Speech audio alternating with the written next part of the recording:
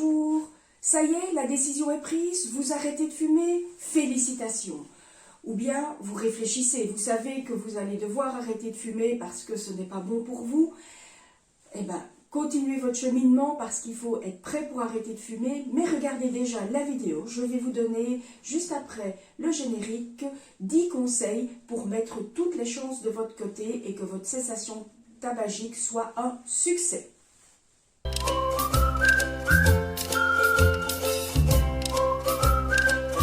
Bonjour, ici Isabelle, votre pharmacien de Femmes à domicile. Chaque semaine, je vous donne des conseils santé. Aujourd'hui, je vais vous parler de la cessation tabagique et plus précisément, je vais vous donner 10 conseils pour que votre tentative d'arrêter de fumer soit un succès. Ceux qui vous disent que arrêter de fumer sur un coup de tête est facile, ne les croyez pas. Rares sont les personnes qui n'ont pas de dépendance à la nicotine. Donc, pour moi, il y a 10 conseils à suivre pour essayer d'arrêter de fumer sans trop de difficultés. Les voici. Tout d'abord, préparez votre arrêt tabagique. Arrêter sur un coup de tête sans avoir réfléchi à rien du tout, pour moi, augmente fortement le risque de rechute. En effet, à la moindre contrariété, vous ne saurez pas comment réagir et donc vous irez avec vos réflexes habituels vers la cigarette. Donc, pour moi, la première chose très importante est de préparer votre cessation tabagique. Comment me direz-vous? Voici le point 2. Faites une liste de tous les avantages et les plaisirs que la cigarette vous procure. Je deviendrai-t-elle folle? Je veux arrêter et on me parle de lister ce que j'aime. Pourquoi? C'est très simple. C'est pour pouvoir ensuite trouver des alternatives à ces moments de plaisir. C'est que vous le voyez peut-être la cigarette comme une récompense après un effort ou bien simplement elle vous calme quand vous êtes énervé. Faites la liste vraiment personnelle de ces avantages et dans les points suivants, nous utiliserons cette liste pour trouver des alternatives. Nous allons y revenir. Troisièmement, faites la liste des avantages d'arrêter de fumer. Maintenant, ne restez pas sur des phrases bateaux du style « c'est pas bon pour la santé ». Ça, tout le monde le sait, mais c'est pas ça qui vous a empêché de fumer. Donc, prenez des choses très concrètes. J'en ai marre de laisser mon épouse toute seule à table quand nous allons au restaurant parce que j'ai besoin d'aller griller ma clope. J'en ai marre de tousser le matin. Je mettrai beaucoup d'argent de côté si j'arrête de fumer. Et il y a beaucoup d'autres possibilités qui vous sont propres. Faites-en la liste très précise et de manière très honnête. Quatrièmement, faites la liste de vos peurs quant à la cessation tabagique.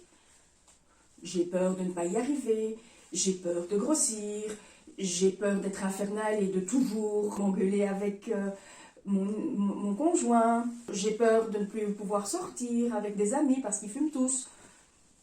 Faites la liste, de nouveau très personnelle et très honnêtement. Cinquième, déterminez de nouvelles routines.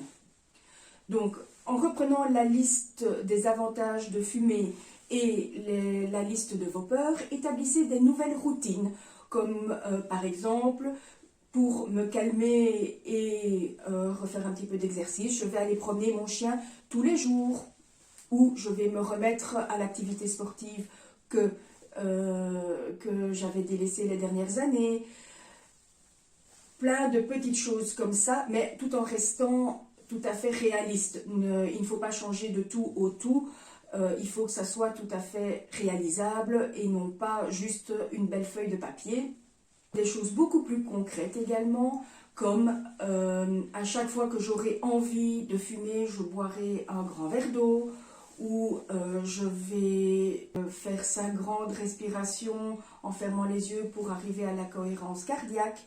Plein de choses à la fois très très pratiques qui vous permettront ainsi de mieux réagir aux moments difficiles de votre cessation tabagique, parce qu'il ne faut pas se leurrer, il y en aura malheureusement. Sixième chose, mettez-vous des objectifs et des récompenses. On peut envisager différentes choses. Par exemple, se dire qu'au bout d'un mois, en ayant mis de l'argent de mon paquet de cigarettes de côté dans une tirelire, je vais me payer un bon restaurant vu que j'aurai retrouvé le goût des aliments avec ma conjointe, ou bien je vais avec cet argent acheter du matériel de meilleure qualité pour mon activité sportive. Je conseille également de mettre différents stades, 1 mois, 6 mois, 1 an, pourquoi pas un city trip, des vacances en famille, ce que vous aimez et ce qui peut vous motiver.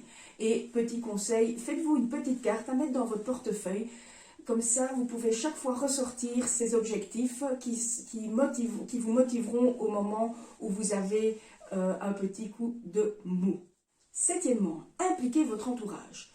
Il peut, et vous continuez à vous motiver, jouer parfois un peu les garde-fous quand vous êtes sur une période plus délicate et surtout, involontairement, ne plus vous motiver à rechuter. Donc, il est important de parler de votre projet d'arrêter de fumer à votre famille, à vos amis, pour que pour que vous ayez un maximum d'encouragement et que vous y arriviez d'autant plus facilement. Huitièmement, choisissez le bon moment. Ça semble un peu logique parce que pourquoi se mettre une pression supplémentaire en choisissant un moment où au niveau professionnel, vous savez que vous avez une surcharge de travail et vous allez déjà être à cran. Rien ne sert de compliquer les choses. Choisissez un moment où vous êtes un peu plus détendu. Pourquoi pas, par exemple, les vacances qui vont bientôt arriver, je vous le souhaite, pour prendre cette grande décision.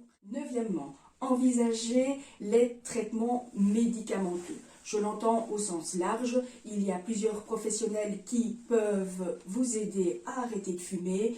N'hésitez pas à les contacter, cela peut être votre médecin traitant, un tabacologue, mais également votre pharmacien. Nous sommes en effet formés pour déterminer avec vous les substituts nicotiniques qui vous conviennent le mieux, en fonction du nombre de cigarettes que vous fumez et du type de fumeur que vous êtes. N'hésitez pas à nous poser les questions. Je ferai d'ailleurs prochainement une vidéo sur le sujet des substituts nicotiniques.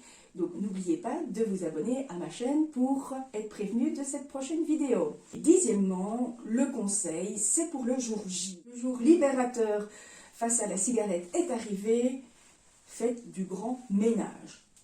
Au revoir, paquet de cigarettes, briquets, cendrier. Et si vous êtes le seul ou la seule à fumer à la maison, profitez-en pour faire le grand ménage, ainsi plus d'odeur de cigarette qui pourrait réveiller vos envies de fumer. J'espère que cette petite vidéo vous a apporté beaucoup de valeur. Si vous l'avez aimé, mettez un petit pouce bleu, n'hésitez pas à me faire des commentaires. Si ça vous intéresse, n'oubliez pas de vous abonner à ma chaîne. Chaque semaine, je vous rappelle, je publie des conseils santé. N'oubliez pas, votre santé est un de vos biens les plus précieux. Prenez-en soin. À la semaine prochaine.